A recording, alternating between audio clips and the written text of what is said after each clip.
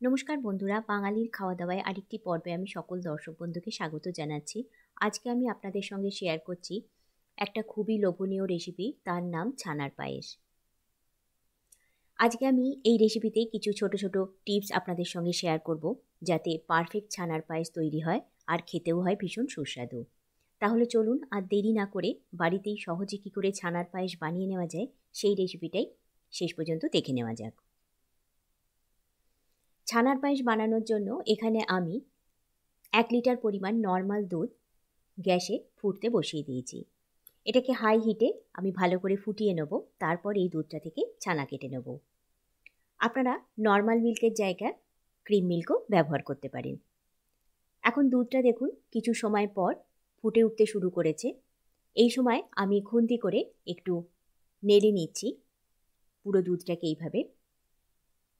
এরপর ভালো মতো ফুটে উঠলে আমি গ্যাসটা বন্ধ করে দেব।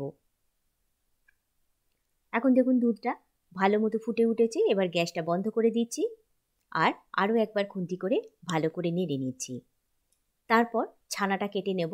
তার জন্য দিয়ে দেবো 2 টেবিল চামচ মতো ভিনিগার, 2 টেবিল চামচ জলে গুলে নিয়ে এর মধ্যে দিয়ে দেব। এখন জল আর ভিনিগারের মিশ্রণটা এখানে ঢেলে দিচ্ছি, দিয়ে খুন্তি করে নাড়াচাড়া করে দিলেই দেখবেন দুধটা পুরো ছানা কেটে গেছে। দেখুন এইভাবে একটু খুন্তি করে নেড়ে নেবার পর দেখুন পুরো দুধটা ছানা কেটে গেছে।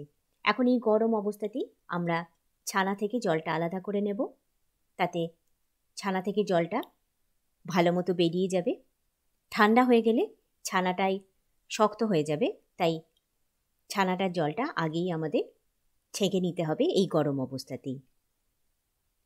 এখন একটা বাটির ওপর ছাঁকনি বসিয়ে আমি ছানার জলটা ছেঁকে নিচ্ছি। এই ছানার জলটা আপনারা যে কোনো রান্নায় ব্যবহার করে নিতে পারেন। ছানার জল ভীষণই উপকারী, ফেলে দেবার দরকার নেই। আপনারা কোনো পাত্রে রেখে দিতে পারেন, পরে কোনো রান্নায় ব্যবহার করে নেবেন। এখন ছানাটাকে এই ছাঁকনির মধ্যে নিয়ে নিয়েছি পুরো ছানাটা। এবার এইভাবে চেপে চেপে আমি ছানার মধ্যে যে জলটা রয়েছে সেটাকে ছেঁকে বের করে দিচ্ছি। এই ছানার জলটা থেকে সরিয়ে রেখে দিচ্ছি একপাশে। আরও একটা পাত্রের মধ্যে আমি কিছুটা নর্মাল ওয়াটার দিয়ে এই ছানাটাকে ধুয়ে নেব। তাতে আমাদের ছানাটার মধ্যে যে ভিনিগারটা দেওয়া হয়েছিল ছানা কাটানোর জন্য, সেই ভিনিগারের টক ভাবটা কিন্তু এখানে একদম চলে যাবে এই নর্মাল ওয়াটার দিয়ে ধুয়ে নেবার জন্য। এটা কিন্তু ভীষণই ইম্পর্টেন্ট, এটা অবশ্যই আপনারা করবেন। না হলে কিন্তু এই দুধের মধ্যে যখন ছানাটা পড়বে তখন কিন্তু দুধটা কেটে যাবে, যদি আগে থেকে ভালো করে ধুয়ে না নেওয়া হয়। এবার ছানাটা জল ঝরিয়ে নেবার পর একটা পাত্রে নিয়ে নিয়েছি। এবার হাতে করে ভালো করে ছানাটাকে একটু মেখে নেব। ছানাটাকে এইভাবে মেখে নিলে ছানাটা একদিকে নরম আর মসৃণ হয়ে যাবে। 2-3 মিনিট সময় নিয়ে একটু ভালো করে মেখে নিয়ে এটাকে রেডি করে নিচ্ছি। এখন একটা পাত্র বসিয়ে দিয়েছি গ্যাসের ওপর, তার মধ্যে 2-3 চামচ মতো জল দিয়ে দিচ্ছি। এই জলটা দিয়ে দিলে এর উপর যখন দুধটা দেব তখন দুধটা আর পাত্রের তলায় লেগে যাওয়ার সম্ভাবনা থাকবে না। এখন আমি একটা বড় কাপের 1 কাপ পরিমাণ দুধ এখানে দিয়ে দিচ্ছি। এখানে মোটামুটি 300 ml মতো দুধ আছে। সমস্ত দুধটা দিয়ে দেবার পর একটু হালকা গরম করে নেব দুধটা। দুধটা হালকা গরম করে নিয়ে তাতে আমরা গুঁড়ো দুধটা মিশিয়ে নেব। হালকা গরম দুধে গুঁড়ো দুধটা মিশিয়ে নিতে সুবিধা হবে। দুধটা এখন হালকা গরম হয়েছে, এবার তার মধ্যে দিয়ে দিচ্ছি 4 টেবিল চামচ মতো গুঁড়ো দুধ। দুধের পরিমাণ অনুযায়ী গুঁড়ো দুধের পরিমাণটা আপনারা কম বেশি করে নেবেন। দুধের পরিমাণ বেশি হলে গুঁড়ো দুধের পরিমাণটাও কিন্তু বাড়িয়ে নিতে হবে। পুরো 4 টেবিল চামচ মতো গুঁড়ো দুধ এখানে আমি দিয়ে দিয়েছি। দুধটা দিয়ে দেবার পর এবার খুন্তি করে ভালো করে মিশিয়ে নিচ্ছি। দুধটা যেহেতু হালকা গরম আছে তাই গুঁড়ো দুধটা খুব ভালোভাবে মিশে যাবে। এবার দুধটাকে একটু সময় নিয়ে আমরা একটু ঘন করে ফুটিয়ে নেব। হালকা ঘন হয়ে গেলে তার মধ্যে চিনিটা আমরা অ্যাড করব।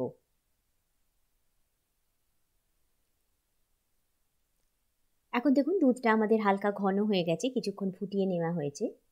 একদম লো হিটেই কিন্তু এটাকে ফুটিয়ে নিতে হবে। এরপর এর মধ্যে এই সময় অ্যাড করে দিচ্ছি 4 থেকে 5 টেবিল চামচ মতো চিনি। ছানার পায়েসে চিনির পরিমাণটা একটু কমই রাখা হয়, তাতে খেতে ভালো লাগে। তবে যারা একটু মিষ্টি বেশি খেতে চান তারা চিনির পরিমাণটা আরেকটু বাড়িয়ে দিতে পারেন। আমি 4 টেবিল চামচ মতো চিনি এর মধ্যে অ্যাড করে দিয়েছি। চিনিটা দিয়ে দেওয়ার পর ভালো করে মিশিয়ে নিচ্ছি।